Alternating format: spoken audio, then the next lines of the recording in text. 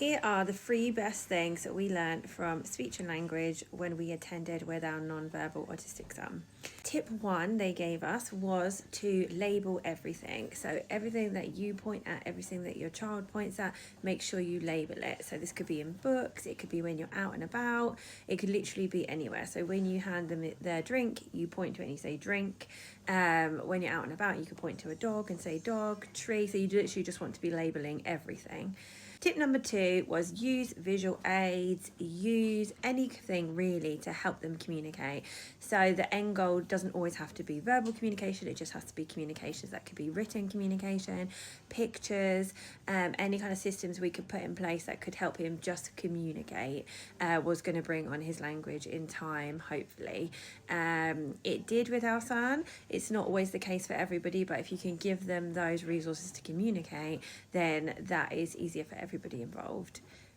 By the way, I'm Rosie, an autistic mum creating visual supports that help neurodivergent kids feel safer, calmer and more understood. And the third thing that they suggested that we should do was to leave pauses in our speech so that they could finish sentences for us, or sort of just giving them that opportunity to speak. So it would be a lot of like ready, steady, go games.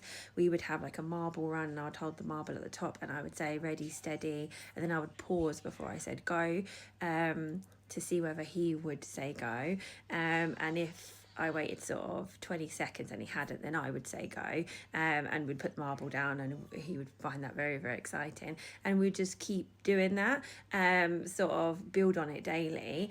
And then eventually he did start saying go in those moments. So it was just sort of building anticipation for him to use his language that helped him. But these were actually 3 really helpful things that we've took from speech and language and have used going forward. He's now nearly 9. He is speaking, but still has a speech and language delay. So we still use these things now. There are things that they suggested to me that I wouldn't use, that I think are dangerous, and I will do another video to highlight those things.